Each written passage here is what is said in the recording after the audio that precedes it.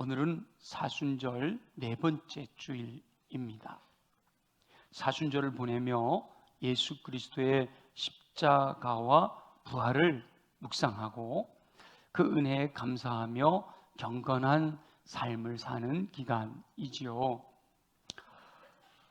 마침 우리 교회에서 묵상하는 날마다 솟는 샘물의 본문이 마가복음이라 예수 그리스도의 생애에 대해서 묵상을 하게 되었고요.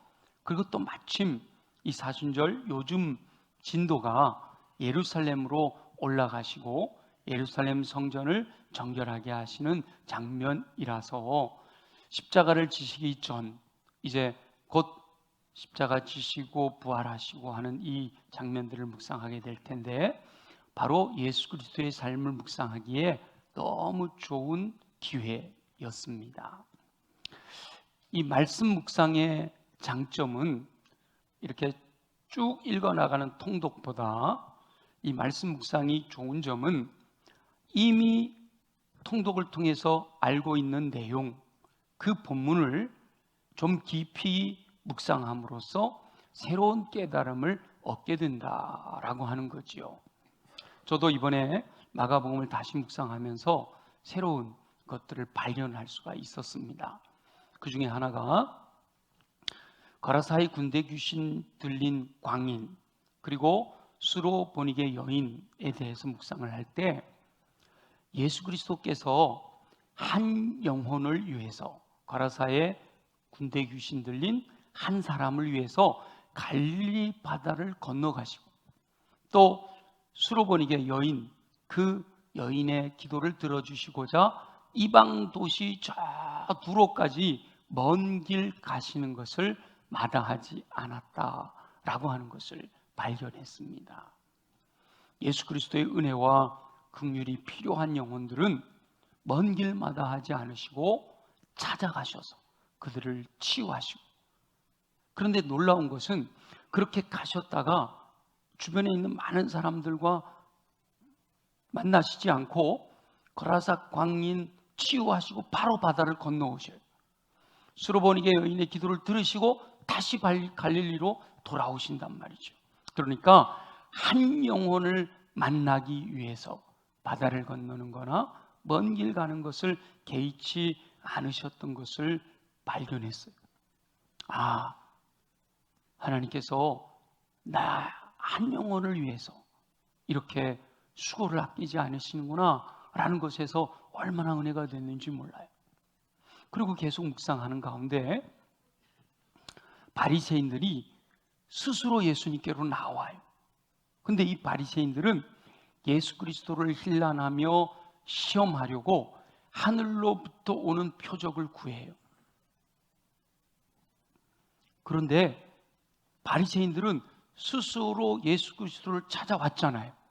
그런데도 불구하고 예수 그리스도는 오히려 그들을 외면하시고 그들에게서 떠나가는 장면을 발견할 수가 있었어요.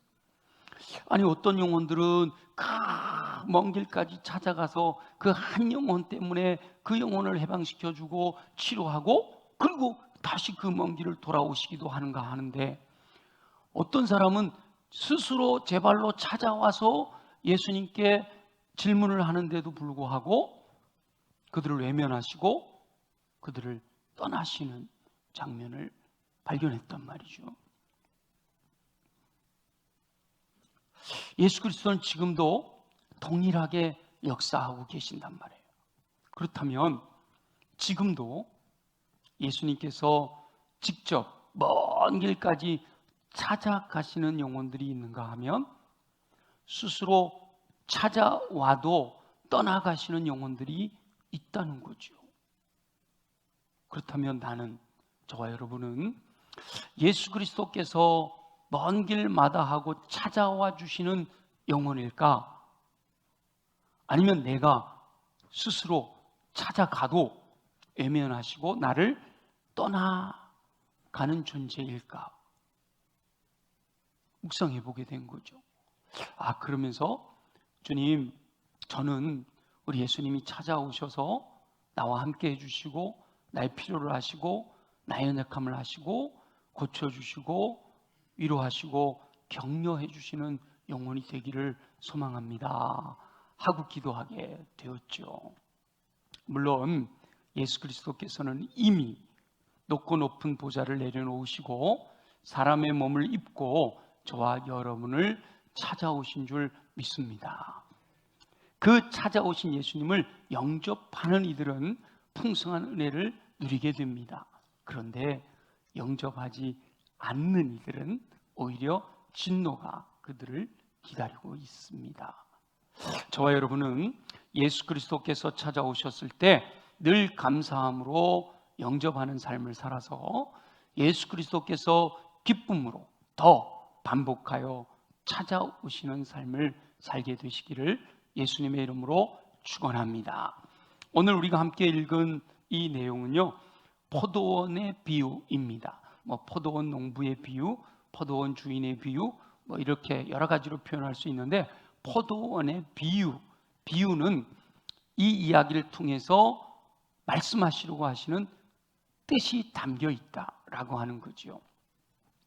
예수 그리스도께서 예수 그리스도를 따르는 무리를 교훈하시기 위하여, 특별히 그 바로 앞에 27절부터 11장 27절부터 나오는 예수 그리스도의 권위에 도전하고 있는 대제사장들과 서기관들과 장로들을 교훈하시기 위하여 이 포도원의 비유를 말씀하신 거예요.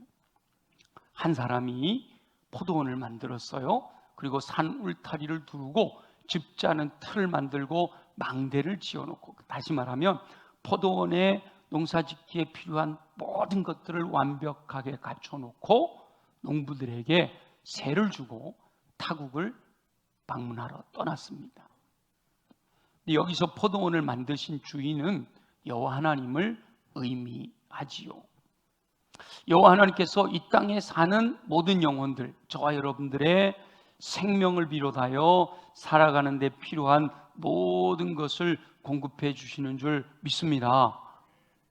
아멘이지요? 생명도, 시간도, 재능도, 필요한 사람들도, 필요한 물질도 다 내가 노력해서 얻는 것 같지만 하나님께서 공급해 주시는 거다라고 말씀하시는 거예요. 그렇게 모든 것을 다 공급해 주시고 때가 되어서, 이 때란 말은 소출을 추수할 때가 되어서 포도원 주인이 농부들에게 포도원 소출을 얼마 받으려고 한 종을 보내셨어요. 여러분이 농부면 당연히 모든 것 다 갖춰놓고 포도원에 농사를 지어서 소출이 나왔어요. 주인이 포도원 소출 얼마를 달라 그러면 여러분 어떻게 하시겠어요? 당연히 약속한 대로 얼마를 떼어서, 아유, 이 포도원을 저에게 주셔서 감사하고 포도원 농사 다 지을 수 있도록 이 모든 것을 다 갖춰주셔서 너무너무 감사해요 하고 당연히 달라고 하는 소출의 얼마를 드려야 하잖아요. 그런데 여기 농부들이 포도원 소출 얼마를 받으려고 온 종을 잡아서 심히 때리고 거저 보냈대요. 우리 2절부터 한번 5절까지 한번 읽어볼게요. 2절부터 5절까지 같이 한번 읽습니다. 시작. 때가 이르매 농부들에게 포도원 소출 얼마를 받으려고 한 종을 보내니 그들이 종을 잡아 심히 때리고 거저 보내었거늘 다시 다른 종을 보내니 그의 머리에 상처를 내고 능욕하였거늘 또 다른 종을 보내니 그들이 그를 죽이고 또 그 외 많은 종들도 더러는 때리고 더러는 죽였대요. 처음에는 때리고 거저 보냈는데 두 번째는 머리에 상처를 내고 모욕을 했다는 거예요. 그래서 또 다른 종을 보냈더니 이제는 그 종을 죽였어요. 그래서 더 많은 종들을 보냈는데 더러는 때리고 더러는 죽였다는 거예요. 이 정도 되면 여러분이 포도원 주인이라면 어떻게 하시겠어요? 그러려니 하실 거예요? 여러분이 힘이 있어요. 여러분 군대도 있어요. 그럼 어떻게 하시겠어요? 그 농부들 가만 안 두겠죠, 그죠? 근데 이 주인이 그래도 한 번 더 기회를 주자. 이제 최후로 남은 한 사람, 사랑하는 아들을 보내십니다. 포도원 주인이 최후로 사랑하는 아들을 보내면서 기대하는 것이 있어요. 뭐라고 기대하는가 하면 내 아들은 존대할 것이다. 우리 한번 6절 한번 보죠. 6절 다 같이 시작.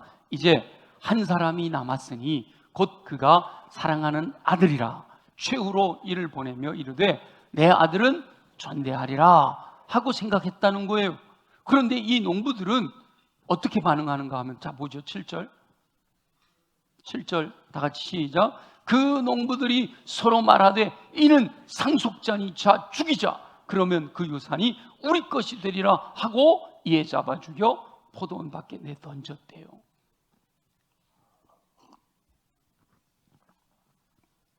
비유를 말씀하신 예수 그리스도께서 말씀하시기를 결국은 포도원 주인이 참다 아들까지 죽이는 그 상황에서 도저히 참을 수 없어 농부들을 진멸하고 포도원을 다른 사람들에게 준다라고 하는 비유를 말씀하신 거죠. 그리고 시편 기자가 예언한 건축자들이 버린 돌이 모퉁이의 머릿돌이 되었다라고 하는 말씀을 인용하신단 말이에요. 그랬더니 그 예수 그리스도의 말씀을 듣던 대제사장과 서기관과 장로들이 예수님이 저 비유하시는 것은 우리를 가리켜 말씀하신 것이다 라고 깨달아요. 알아요. 지금 예수님은 저 비유하신 것은 우리가 바로 그 농부들이다 라고 말씀하신 거야? 이렇게 깨달았어요. 그러면 회개해야 되잖아요. 근데 오히려 예수님을 잡아 죽이려고 마음먹어요. 그런데 무리들이 예수님을 따르니까 무리를 두려워하여 예수 그리스도를 잡지 못하고 그 자리를 벗어나 떠나갑니다. 이게 이제 오늘 본문 이야기예요. 날마다 솟는 샘물 채널을 늘 따라오시는 분들은 제가 이 본문에 대해서 코멘트 짧게 매일마다 이렇게 메시지를 전해드리는데, 무리는 두려워하면서 정작 하나님을 두려워하지 않는 대제사장과 서기관들과 장로들에 대해서 언급을 했었죠. 사순절을 보내는 저와 여러분은 이 비유의 말씀을 허락하신 여호와 하나님의 뜻을 분별하고 그 뜻을 따라 순종함으로 허락하시는 은총 가운데 승리하는 삶을 사시기를 예수님의 이름으로 축원합니다. 이 비유를 제가 설명해 드렸는데 이 비유 안에는 여러 가지 교훈이 담겨 있어요. 그 중에서 제가 3가지 교훈만 따로 뽑아서 함께 나누려고 합니다. 첫 번째는 끊임없이 선지자들을 보내시는 여호와 하나님의 사랑을 발견할 수가 있어요. 비유에서 포도원 주인인 여호와 하나님께서 보내신 종들은 바로 여호와 하나님의 뜻을 전하기 위해 보내신 선지자들을 의미하거든요. 이스라엘의 역사 속에 여호와 하나님께서는 수많은 선지자들을 보내셔서 여호와 하나님의 뜻을 전하셨어요. 근데 백성들이 들으려고 하지를 않았던 거죠. 이스라엘 백성들은 실제 역사에서 비유의 말씀에서처럼 여호와 하나님께서 보내신 선지자들을 배척하고 거부하고 대적하였고 심지어 죽이기까지 했단 말이에요. 그걸 대제사장과 서기관들, 장로들은 이 역사를 알고 있잖아요. 그러니까 저 말씀은 우리를 향한 말씀이다 라고 알아들었던 거죠. 여호와 하나님께서는 잘못된 길을 가고 있는 백성들이 돌이키기를 기대하시면서 오래 참고 기다리시는 분이세요. 스스로 자신들의 위치를 깨달을 때까지 끊임없이 종들을 보내셔서 말씀하시는 거죠. 마가가 전하는 비유의 말씀을 통해서 이스라엘 백성들이 돌이키기를 원하시는 여호와 하나님의 간절한 사랑의 마음을 알 수가 있어요. 동일한 비유가 마태복음에도 누가복음에도 나오는데 특별히 이 마가복음에서 더 간절한 마음을 담고 있단 말이죠. 우리가 2절부터 5절까지 말씀을 다시 한번 읽어볼게요. 금방 읽었었잖아요. 다시 한번 읽어볼게요. 얼마나 간절한가. 다시 시작. 때가 이름에 농부들에게 포도원 소출 얼마를 받으려고 한 종을 보내사나요. 그들이 종을 잡아 심히 때리고 거저 보내었더니 다시 다른 종을 보내 그의 머리에 상처를 내고 능욕하였더니 또 다른 종을 보내 그들이 그를 죽이고 또 그 외 많은 종들도 보내잖아요. 그런데 더러는 때리고 더러는 죽였다. 그러니까 보세요. 한 종을 보내시고 이어서 또 다른 종을 보내시고 또 다른 종을 보내셨는데 그 외에도 또 많은 종들을 보내시는 이 여호와 하나님의 사랑의 마음을 읽을 수가 있는 거예요. 한두 번만 보내거나 에이 3번까지 보내고 이제는 안 돼. 그게 아니라 끊임없이 종들을 보내 돌아오라 말씀하시는데 이스라엘 백성들은 여호와 하나님의 사랑을 받아들이지를 않죠. 오히려 여호와 하나님께서 보내신 선지자들을 때리고 죽여요. 엘리야와 엘리사, 이사야와 예레미야, 아모스와 호세아, 스바냐, 스가랴, 심지어 마지막 말라기까지 끊임없이 선지자들을 보내는데 그들의 말을 들으려고 하질 않아요. 배척하고 거부하고 대적해서 죽이기까지 하는 거지요. 이스라엘 백성들도 처음에는 하나님이 보내신 선지자를 배척하는 것이 두려웠을 거예요. 여기 본문에 보면 처음 종은 어떻게 하죠? 때려서 거저 보내요. 그죠? 돌려보내요. 두 번째는요, 머리를 상처를 내고 모욕해요. 능욕해요. 세 번째부터 죽여요. 그죠? 그리고 계속해서 죽였다. 이렇게 되어 있죠. 그러니까 이 농부들이 처음부터 이렇게 주인과 싸우려고 마음먹었던 건 아닌 거죠. 그냥 처음에 거부했던 거예요. 그런데 나중에 점점 그게 심해져 버린 거죠. 처음엔 두려웠는데 그것이 반복되면서 버릇이 되어서 습관으로 굳어버린 거예요. 그 다음부터는 죽이는데 양심의 가책도 느끼지를 않게 되는 거예요. 점점 더 담대해져서 배척하다 거부하게 되고 결국은 대적하여 죽이기까지 했다라고 하는 거예요. 최근에 말씀드린 거 기억하시나요? 하지 않는 것과 하지 못하는 것은 다르다. 하지 않는 것은 하나님을 향하여 배척하고 거부하고 대적하는 거예요. 하지 않는 건 할 수 있는데 안 하는 거. 근데 하지 못하는 거는 우리 하나님께서 이해해 주신다니까요. 새벽기도 하고 싶은데 잠이 너무 많아서 못해. 하나님께서 그래 알아. 야, 늦게 자니까 그런 거야. 이렇게 이해하신단 말이죠. 하지 못하는 것은 여호와 하나님께서 긍휼히 여기시고 용납해 주시는데 근데 여기에도 함정이 있어요. 하지 못하는 것이 반복되면 양심이 무뎌져서 하지 않는 것으로 변질되어질 수 있다라는 사실을 우리가 기억해야 돼요. 처음에는 하지 못했어요. 하고 싶은데 능력이 안 돼. 환경이 어렵지 않아. 하지 못했어요. 근데 아무 일이 안 일어나. 또 해야 될 일이 생겼어요. 근데 하려고 했는데 또 못했어. 이게 반복이 되다 보면 안 해도 되네. 그러면서 안 하게 된단 말이에요. 여기 사단이 우리로 하여금 하나님으로부터 멀어지게 만드는 방법인 거거든요. 여호와 하나님께서 반복하여 말씀하시는 것이 무엇인가 깨닫고 그 말씀대로 살기 위해서 몸부림치며 자기를 부인하고 자기 십자가를 지고 섬기는 자가 되기 원하시는 예수 그리스도를 따라가는 삶을 살아야 되는데 포기해버리는 거예요. 안 하는 거예요.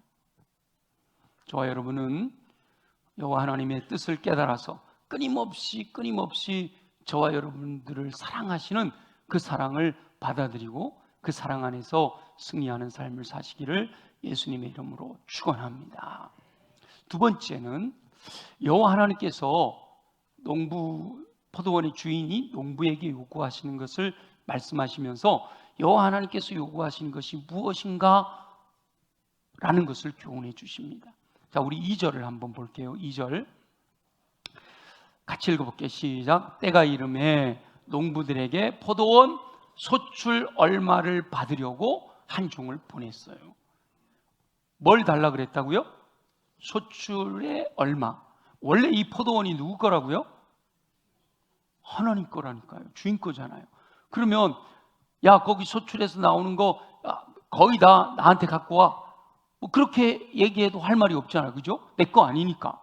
근데 그 중에 얼마를 달라고 그랬다고요? 소출의 얼마라는 것은 아주 작은 부분을 달라고 했다라는 거죠. 여호와 하나님께서 수많은 선지자들을 보내시면서 이스라엘 백성들에게 요구하신 것은요, 소출의 얼마였다는 거죠. 그런데 그 소출의 얼마를 내기 싫어서 여호와 하나님께서 보내신 선지자들을 배척하고 거부하고 대적하여 죽이기까지 했다라고 하는 거예요. 그렇다면 여호와 하나님께서 선지자들을 보내시며 요구하신 소출의 얼마가 의미하는 것이 뭔가 그 뜻을 정확하게 깨달아야 하지요. 여호와 하나님께서 뭔가 부족한 게 있어서 소출의 얼마를 가져와라, 내 부족한 것을 채우겠다, 그렇게 하시는 분이 아니시잖아요. 여호와 하나님께는 이 창조하신 모든 것이 다 하나님의 것이단 말이죠. 하나님께서 가지기를 원하시면 이 땅에 있는 어떤 것도 부족함 없이 다 가지실 수가 있는데, 특별히 이스라엘 백성들이 내는 그 소출의 얼마, 그거 있어도 되고 없어도 상관없는 것이란 말이죠. 그런데 왜 소출의 얼마를 내라 라고 말씀하시느냐? 그것은 포도원에 주인이 있다라는 사실을 잊지 말아라 라고 하시는 의미가 담겨 있는 거예요. 지금 우리가 누리는 생명, 우리가 누리는 삶의 모든 것, 내 것인 것 같지만 사실 이건 내 것이 아니라 하나님이 맡겨주신 것. 우리는 다만 청지기로 살아간다. 이 내게 있는 이 모든 것에 진정한 주인이 계시다라고 하는 것을 잊지 말아라 라고 하는 의미가 담겨 있는 거단 말이죠. 그러면 성경에서 여호와 하나님께서 요구하시는 소출의 얼마라고 할 수 있는 구체적인 게 뭐가 있을까요? 우리 하나님께서 첫 열매는 하나님께 드리라 라고 요구하세요. 소, 양, 염소에서 처음 태어나는 것은 하나님께 드려라. 농사 지었는데 처음 난 거, 가지, 호박, 오이, 처음 난 거는 하나님께 드려라, 이렇게 요구하신단 말이에요. 처음 난 게 더 맛있어서 달라고 그러셨을까요? 그건 왜 그러셨어요? 이것이 전부 하나님의 것입니다 라고 하는 믿음을 보기 원하셔서 처음 것을 요구하신 거거든요. 또 하나, 우리 주님께서 야, 이거 나한테 안 주는 거는 도둑질하는 거야 라고까지 강력하게 시험하여 봐라, 내가 그거 너희들이 나에게 주면 너에게 복을 주는데 싸울 곳이 없도록 주시겠다 라고까지 약속하시면서 요구하신 게 뭐죠? 소득의 10의 1이에요. 11조라고 하는 거죠. 여호와 하나님께서 부족할 게 없으시다니까요. 근데 왜 저와 여러분들에게 10의 1조를 요구하실까요? 여호와 하나님께서 10의 1조를 요구하시는 이유가 바로 이 소출의 얼마를 요구하시는 것과 같은 거예요. 진정한 주인에 대한 인식을 잊지 않기를 원하시는 의미가 담겨 있는 거죠. 모든 것이 주님이 주신 거예요. 근데 그 중에 다 달라고 그래도, 이게 주님 거니까 다 달라고 그래도 드려야 되지만, 그 중에 10분의 1만 따로 구별하여 주님께 드리는 그 모습을 보고 하나님께서 너는 나를 주인으로 인정하는구나, 너는 나를 주인으로 믿고 있구나 라고 이해하시겠다, 받아들이시겠다 라고 하신 거죠. 그런데 여호와 하나님께서 보내신 선지자들을 배척하고 거부하고 대적해서 죽였다라고 하는 것은 소출의 얼마를 내기 싫었다라는 거지요. 다시 말하면 여호와 하나님을 인생의 진정한 주인으로 인정하지 않겠다라는 마음에 발로 달아는 거죠. 그러니까 여호와 하나님께서 요구하시는 것은 다른 게 아니에요.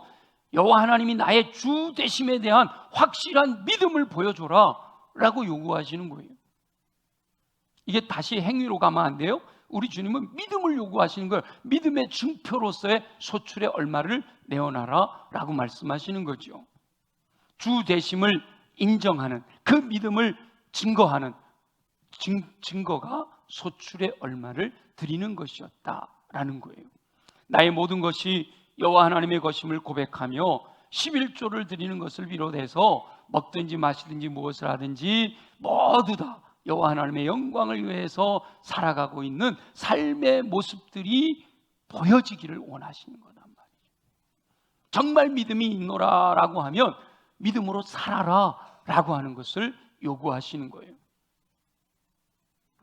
그 소출의 얼마를 제가 구체적으로 천열매다 10의 1조다 이렇게 말씀을 드렸지만, 정말 선지자들을 보내서 주님이 요구하셨던 것은 뭔가 하면 선지자들이 전하는 말씀대로 순종해라 라고 하는 거예요. 그 말씀대로 순종해라. 그 말씀 안에 천열매도 들어있고 11조도 들어있고, 11조에 대한 강력한 말씀이 누가 주신 거예요? 말라기 선지자가 주신 말씀이잖아요. 여호와 하나님께서 선지자들을 보내서 요구하시는 것은 여호와 하나님이 주님이신 줄을 알고 믿고, 그래서 주님이 명령하시는, 왕이 명령하신 그 명령을 따라 살아가라 라고 하는 것을 요구하셨다라는 거죠. 여호와 하나님께서는 지금도 저와 여러분에게 한 종, 다른 종, 또 다른 종, 그 외에 많은 종들을 보내고 계십니다. 무슨 말씀이에요? 나 아무도 못 만났는데요.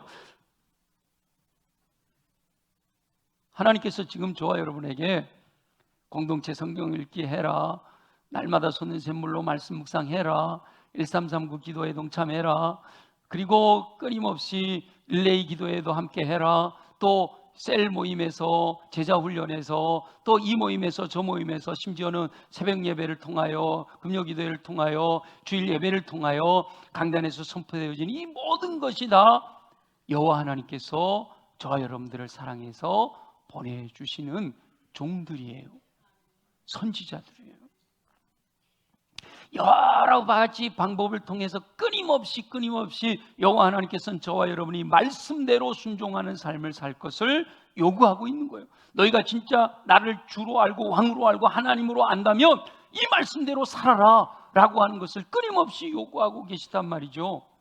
그런데 이스라엘 백성들은 배척하고 거부하고 대적하고 죽이기까지 했다는 말.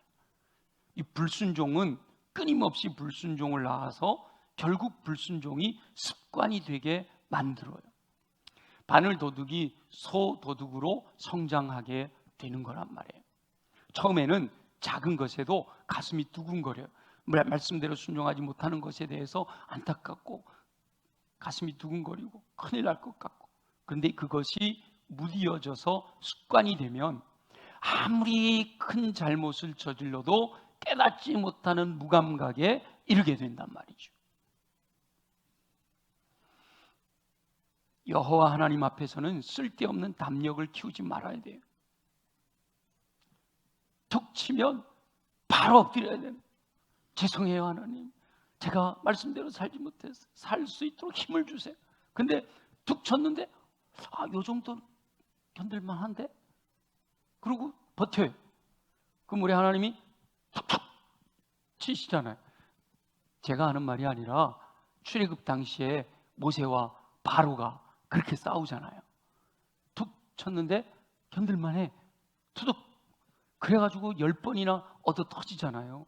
그러다가 결국 마지막 장자가 죽어나가는 그 깡펀치를 맞은 뒤에야 손 들고 가라 가 내쫓아 버리는 거 아니에요? 우리 여호와 하나님 앞에는 절대로 맷집을 키우면 안 돼요. 담력을 키우면 안 된단 말이에요. 아주 작은 것부터, 아주 오히려 점점 더 예민한 감각을 가지고 작은 것에 순종하며 살아갈 수가 있어야 되는 거예요. 아주 작은 것에도 내가 불순종, 아주 조그만 거 불순종했는데도 하나님의 책망하시는 음성을 듣고 세밀한 부분까지 회개하고 돌이켜 순종할 수 있어야 된단 말이죠. 그것이 율법주의를 얘기하고 있는 게 아니에요. 하나님께 더 가까이 나가고 하나님 예배하신 놀라운 은혜를 누리려면 그리해야 된다라는 거죠. 여호와 하나님의 주 되심을 인정하지 않고 배척하고 거부하며 대적하여 결국 이렇게 죽이면 나중에는 어떻게 한다 그랬죠? 군대를 끌고 와서 진멸해버린다면 불순종의 결과는 멸망이에요. 불신앙의 결과는 영원한 멸망이란 말이죠. 여호와 하나님께서 긍휼히 여기셔서 용납하시는 것을 허락하시는 것으로 오해하면 안 됩니다. 여러분, 자녀들을 키울 때도 자녀가 잘못하면 그래 내 이번엔 봐줄게, 봐주는 거지 그래 잘했다는 게 아니잖아요. 용납하시는 것을 허락하시는 것으로 오해를 하면 안 돼요. 연약함을 아시고 이해하시는 은총을 베풀어 주신 것에 감사하는 마음을 가지고 내가 다시는 그러지 말아야지 이렇게 결단해야 되는 거란 말이죠. 그런데 하나님께서 허락하신 것을 용납하신 것, 하나님이 용납해 주시고 이해해 주시는 것을 허락하신 것으로 잘못 오해해서 자칫 그것이 습관으로 굳어져 일상이 되어질 수가 있단 말이죠. 그래서 그것이 잘못이신 줄도 모르고 저지르는 경우가 있다는 거예요. 그래서 더욱 깨어 있어라, 긴장해라, 졸지 마라 라고 말씀하시는 거예요. 여호와 하나님께서 사랑으로 보여주시는 호의를 자신이 주인이라고 착각하는 권리로 오해하는 사람들이 너무 많아요. 인간관계에서도 그러잖아요. 이렇게 호의를 베풀어주면 처음에는 그 호의가 감사하지 않아요? 근데 이 사람이 계속해서 호의를 베풀면 나중에는 그게 권리인 줄 알아요. 왜 안 해줘? 이렇게 나온단 말이죠. 그래서 마음을 새롭게 함으로 변화를 받아야만 하나님이 선하시고 기뻐하시고 온전하신 뜻이 무엇인지를 분별할 수가 있게 되는 거예요. 여호와 하나님께서 소출의 얼마를 요구하시는 것은 일상의 삶에서 여호와 하나님께서 모든 것을 공급해 주신 주 되심을 인정하는 믿음을 요구하시는 거예요. 저와 여러분은 이 소출의 얼마를 요구하시는 여호와 하나님의 뜻대로 매일 매 순간 여호와 하나님의 주 되심을 잊지 않고 11조를 드리며 철저하게 말씀에 순종하는 삶을 사시기를 예수님의 이름으로 축원합니다. 세 번째는 6절 말씀을 우리 함께 볼게요. 6절 말씀, 6절 다 같이 시작. 이제 한 사람이 남았으니 곧 그가 사랑하는 아들이라 최후로 이를 보내며 이르되 내 아들은 존대하리라 하였더니, 사랑이신 여호와 하나님께서 불순종하는 영혼들을 구원하시기 위하여 마지막으로 독생하신 아들 예수 그리스도를 이 땅에 보내셨단 말이에요. 그리고 그 아들을 보내시면서 기대하신 것이 있어요. 뭐라고요? 내 아들은 존대하리라 라고 하는 기대를 가지셨단 말이죠. 그런데 어리석은 영혼들은 생명의 빛으로 오신 예수 그리스도를 알지도 못하고 깨닫지도 못하고 영접하지도 않았어요. 오히려 이는 상속자니 죽이자, 그러면 그 유산이 우리 것이 되리라 라고 하는 엄청나게 잘못된 판단을 하게 된 거죠. 이미 배척하고 거부하고 대적하여 불순종하는 것이 습관이 되어서 그것이 얼마나 무서운 일인가 깨닫지를 못하는 거예요. 아들을 보내셨는데 그 상속자를 죽이고 유산을 차지하려는 것은 이 소출의 얼마를 거부하고 가르치는 것과는 비교할 수 없는 엄청난 욕심이란 말이죠. 스스로 인생의 주인이다 라고 하는 욕망을 드러내는 거예요. 어쩌면 에덴 동산에서 아담과 하와가 하나님처럼 된다 라고 했던 사단의 원초적 유혹에 넘어갔던 그 실패를 반복하고 있는 거단 말이죠. 자신들이 하나님이 될 수 있다, 내가 주인이 될 수 있다, 저 상속자만 죽이면 그 유산이 내 것이 되는 거야, 내가 주인이 되는 거야, 엄청난 착각을 하는 거단 말이죠. 그런데 여호와 하나님께서는 시편 기자의 말씀을 인용하면서 건축자들의 버린 돌을 모퉁이의 머릿돌이 되게 하셨잖아요. 알지도 못하고 깨닫지도 못하고 영접하지도 않으면서 배척하고 거부하고 대적하여 십자가에 못 박아 죽인 그 예수 그리스도를 모든 인류의 죄를 대속하여 구원하시는 구원자가 되게 하셨단 말이죠. 바로 그 예수 그리스도의 십자가의 사랑을 깨닫고 그 예수 그리스도를 나의 주, 나의 왕, 나의 하나님으로 영접하는 영혼들은 하나님의 자녀가 되어 구원을 선물로 받게 되는 겁니다. 긍휼을 베푸셔서 믿는 자, 영접하는 자에게 구원을 베푸시고 하나님의 자녀가 되는 권세를 허락하시는 거예요.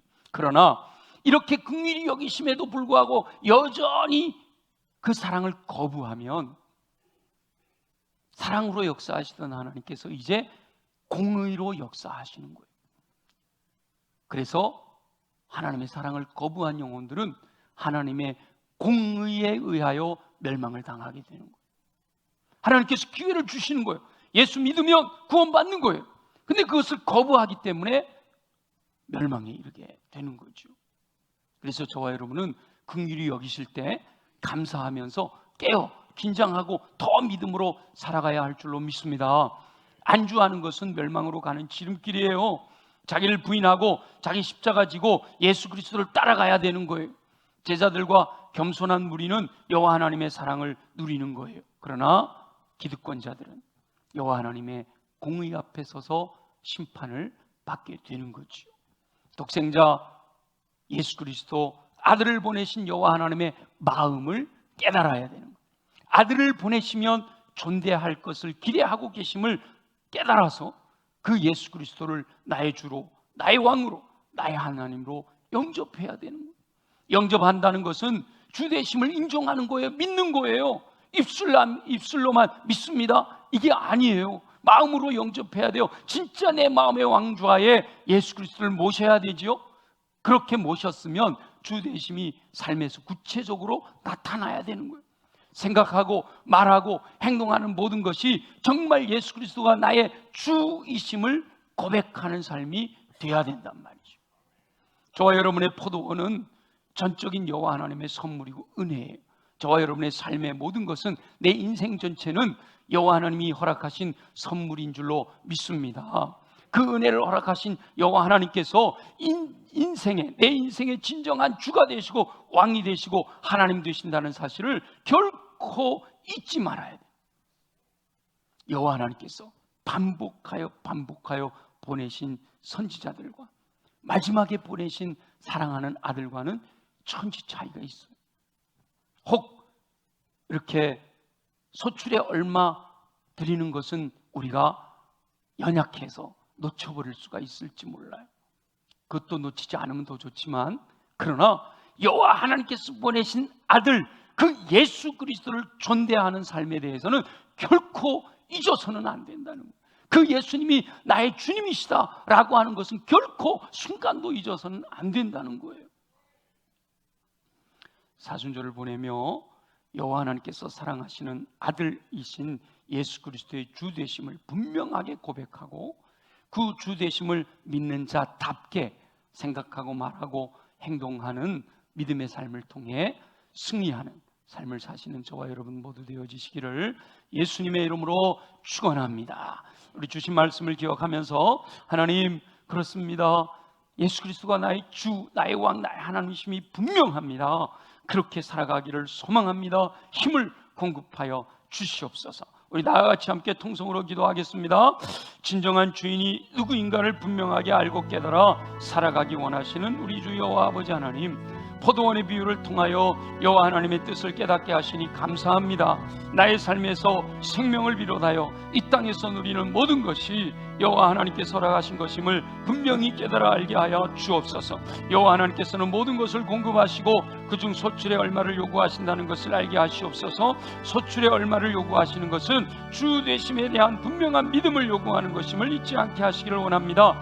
어리석은 자가 되어 스스로 주인이라고 착각하여 여호와 하나님께서 요구하시는 것을 배척하고 거부하고 대적하는 삶을 살지 않게 하여 주옵소서. 자칫 여호와 하나님께서 보내신 사랑하는 아들이신 예수 그리스도를 죽음의 자리까지 몰아가는 어리석은 삶을 살지 않게 하여 주옵소서. 예수 그리스도를 보내신 여호와 하나님의 심정은 내 아들은 존대하리라 라고 하는 마음이셨음을 깨닫게 됩니다. 매일 매순간 삶에서 예수 그리스도를 존대함으로 진정으로 나의 주, 나의 왕, 나의 하나님으로 영접하고 그 뜻대로 순종하는 삶을 살게 하여 주옵소서. 예수 그리스도의 주되심이 일상의 삶에서 생각과 말과 행동에서 확연하게 드러나는 진정한 믿음의 삶을 살게 하여 주시옵소서. 허락하실 주님을 기대합니다. 감사합니다. 영광을 받아 주시옵소서.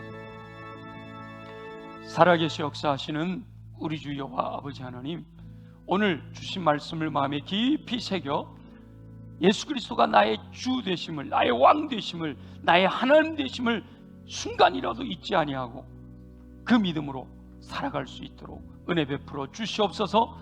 오 주님, 그런데 우리 육신이 연약하면 감당할 수가 없습니다. 우리 연약한 부위에 손을 얹고 믿음으로 기도합니다. 믿는 자에게 이와 같은 표적이 따르리니 병든 자에게 손을 얹은 즉 나으리라 약속하심을 믿습니다. 이 시간 예수 그리스도의 이름으로 명하노니 모든 육체의 질병은 뿌리째 뽑혀 떠나갈지어다. 독수리 날개 친 같은 새 힘을 공급받아 걸어가도 피곤치 않고 뛰어가도 고단치 않는 강건함으로 주의 뜻 이루며 살아가게 하여 주옵소서. 가슴에 손을 얹고 기도합니다. 몸은 강한데 마음이 힘을 잃습니다. 우리로 하여금 마음이 힘을 잃게 만드는 어둠의 권세들아, 예수 이름으로 명하노니 묶임을 받고 떠나갈지어다. 이미 악한 영이 내 마음에 심어놓아 내 마음을 무너지게 하는 더러운 것들은 예수 보혈의 능력으로 명하노니 정결하게 깨끗하게 새롭게 될지어다. 우리의 마음은 언제나 옥토로 준비되게 하셔서 하나님의 말씀이 임하실 때마다 아멘으로 받아 믿고 순종하여 인내함으로 30배 60배 100배 열매 맺는 삶을 살게 하여 주옵소서. 무엇보다 주님, 내 힘으로 할 수 없음을 고백합니다. 오직 성령이 너에게 임하시면 너희가 권능을 받으리라 약속하셨사오니 이 시간 사모하는 영혼들마다 성령으로 충만하게 하여 주옵소서. 성령의 불로 임하여 주옵소서. 성령으로 기름 부어 주시옵소서. 성령님을 마음의 왕좌에 모시고 왕이신 성령의 이끄심을 따라 믿음으로 순종하게 하시고 열매를 통해 예수 그리스도의 인격을 닮아가게 하시고 은사로서 모든 선한 일을 행할 능력을 갖추어 하나님 맡기신 사명을 능히 감당하며 승리하는 삶을 살아가도록 역사하여 주시옵소서. 허락하실 주님을 찬양합니다. 감사합니다. 예수님의 이름으로 축복하며 기도드립니다. 아멘. 우리 다 함께 일어나셔서 주가 보이